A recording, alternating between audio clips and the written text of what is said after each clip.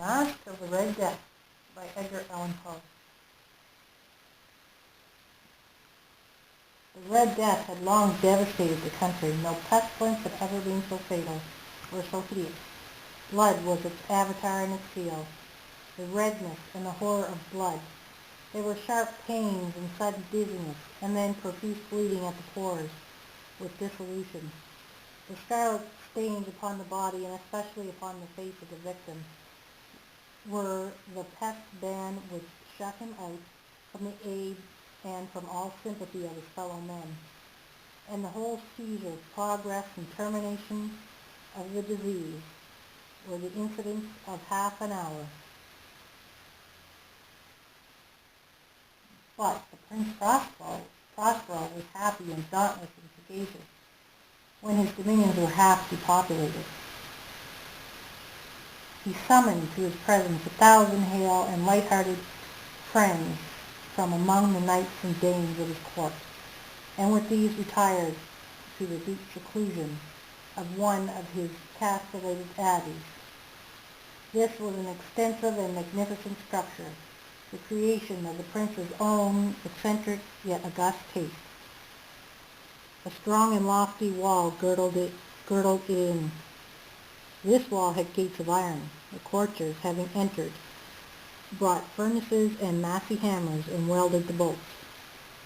They resolved to leave means neither of ingress nor egress to the sudden impulses of despair or of frenzy from within. The abbey was amply provisioned. With such precautions, the courtiers might bid defiance to contagion. The external world could take care of itself. In the meantime, it was folly to breathe or to think. The prince had provided all the appliances of pleasure. There were perfumes, there were improvisatory,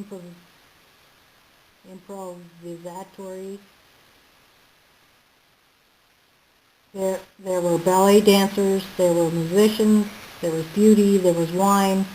All these and security were within. Without was the Red Death. It was towards the close of the 5th or 6th month of his seclusion, and while the pestilence raged most furiously abroad, that the Prince Prospero entertained his 1,000 friends at a masked ball of the most unusual magnificence.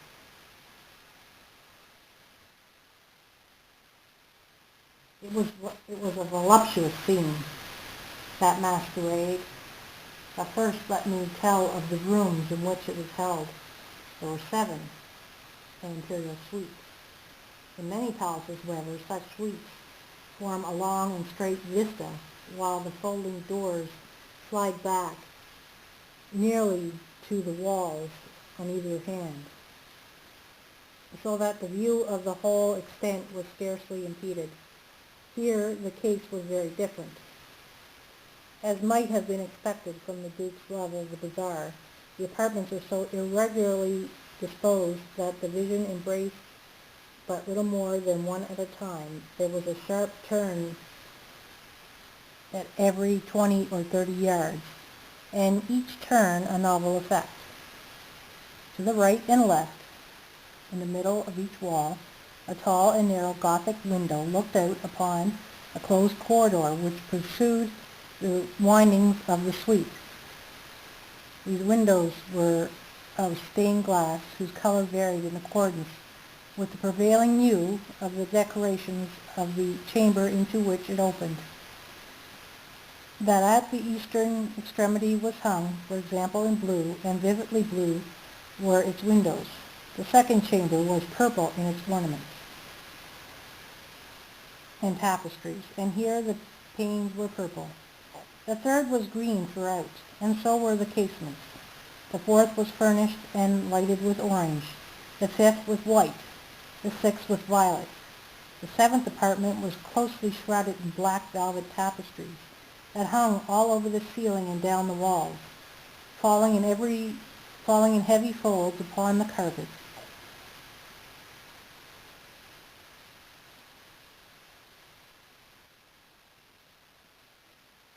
Of the same material and hue, but it was But in this chamber only, the color of the windows failed to correspond with the decoration. The panes were scarlet and deep blood color. Now in one of the 7 apartments was there Now, in no one of the 7 apartments was there any lamp or candelabrum amid the profusion of golden ornaments that lay scattered to and fro or depended from the roof. There was no light of any kind emanating from lamp or candle within the suite of chambers, but in the corridors that followed the suite there stood opposite to each window a heavy tripod bearing a brazier of fire that projected its rays through the tinted glass and glaringly illuminated the room, and thus were produced a multitude of gaudy and fantastic appearances. But in the western or black chamber the effect of the firelight that streamed upon the dark hangings through the blood-tinted panes was ghastly in the extreme, and produced so wild a look upon the countenance of those who entered that there were few of the company bold enough to set foot within its precincts at all.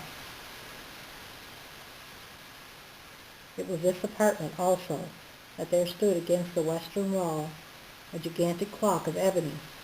Its pendulum swung to and fro with a dull, heavy, monotonous clang, and when the minute hand made the circuit of the face, and the hour was to be stricken, there came from the brazen lungs of the clock a sound which was clear and loud, and deep and exceedingly musical, but of so peculiar a note and emphasis that at each lapse of an hour the musicians of the orchestra were constrained to pause momentarily in their performance, to hearken to the sound, and thus the waltzers perforce ceased their evolutions, and there was a brief disconcert of the whole gay company.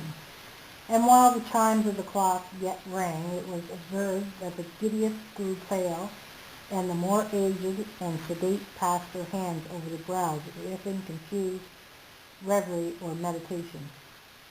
But when the echoes had fully ceased, a light laughter at once pervaded the assembly. The musicians looked at each other and smiled as if at their own nervousness and folly, and made whispering vows, each to the other, that the next chiming of the clock should produce in them no similar emotion.